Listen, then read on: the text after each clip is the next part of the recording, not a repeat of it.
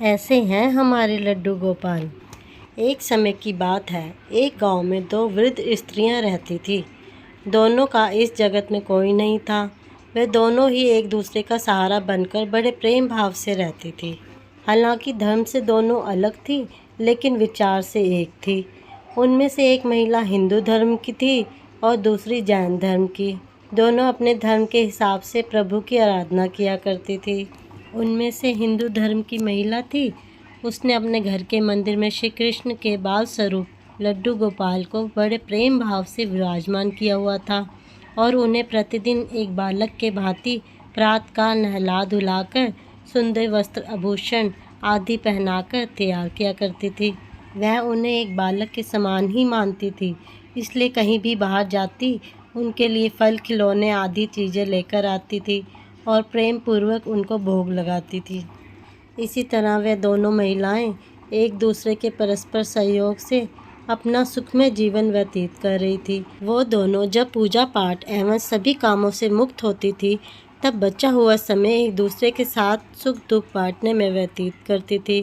कुछ समय बीतने के बाद श्रावण मास में हिंदू महिला को तीर्थ यात्रा पर जाने का अवसर मिला।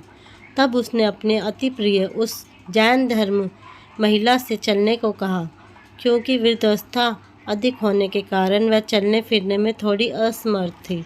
इसीलिए उसने जाने से मना कर दिया और कहा कि मुझे चलने फिरने में परेशानी होगी, इस कारण से तुम्हें भी तीर्थ यात्रा में विघ्न रहेगा।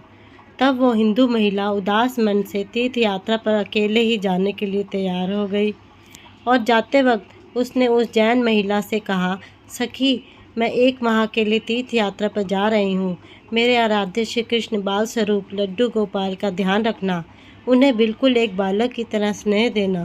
प्रतिदिन स्नान आदि कराकर सुंदर वस्त्र आभूषण पहनाकर भोग लगाना। उस जैन महिला ने सब बातें सुनी और बोली कि हाँ सखी, तुम चिंता मुक्त होकर तीर्थ यात्रा को जाओ। मैं तुम्हारे लड्डू गोपाल का भली भांति ध्यान रखूंगी।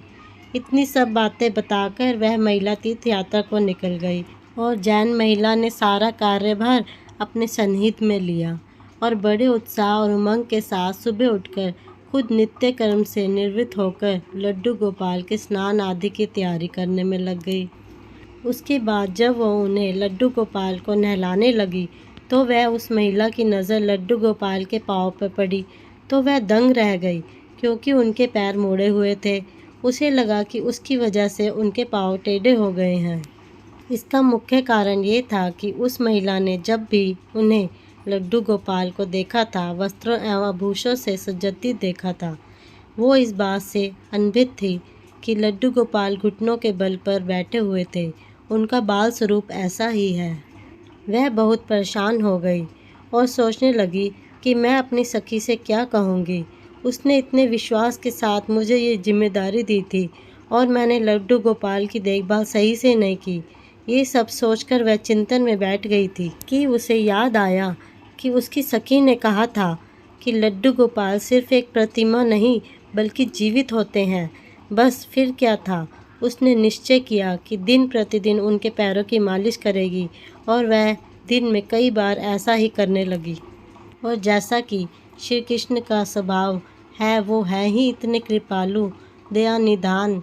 उस वृद्ध महिला की इस नादान भक्ति से वशीभूत होकर उन्होंने उस पर अपनी अपार कृपा लुटा दी और एक दिन वह महिला रोज की भांति प्रातःकाल उठकर लड्डू गोपाल को नहलाने का प्रबंध कर रही थी कि उनकी नज़र उनके पैरों पर पड़ी। उसने देखा कि उनके लड्डू गोपाल के पैर ठीक हो गए हैं और ये सब देखकर वह वृद्ध महिला खुशी से फूली नहीं समाई और ये सारा वृत्तांत सुनने के अपनी सखी को बेसब्री से इंतजार कर रही थी।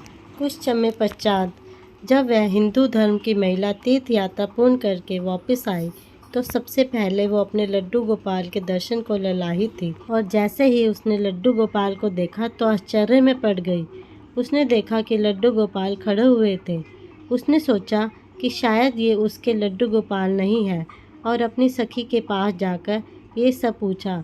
तब उस जैन धर्म की महिला ने सारा वृत्तांत उसे सुनाया। उसकी बातें सुनकर हिंदू महिला समझ गई कि ये सारा खेल उस मुरलीधर कृष्ण कन्हैया का है और दौड़ी दौड़ी लड्डू गोपाल के पास पहुंची और उसके चरणों में गिरकर बोली हे मेरे कन्हैया, हे मुरलीधर, आपकी दया की कोई प्रकृष्ठा नहीं है, आपकी कृपा का कोई सानी नहीं है। और फिर उस जैन वृद्ध महिला से बोली कि हे सखी, तू धन्य है, तुझ पर श्री कृष्ण की ऐसी कृपा हुई है जो कभी कोई सोच भी नहीं सकता। तुझे नहीं पता कि हमारे लड्डू गोपाल के पाँव तो ऐसे ही थे, क्योंकि उनका ये बाल स्वरूप बैठी हुई मुर्दा में है, लेकिन तेरी भक्ति ने इनके इस स्वरूप को बदल दिया, उनके पैर सीधे कर दिए। बोलो लड्डू गोपाल की जय, मुरली वाले की जय।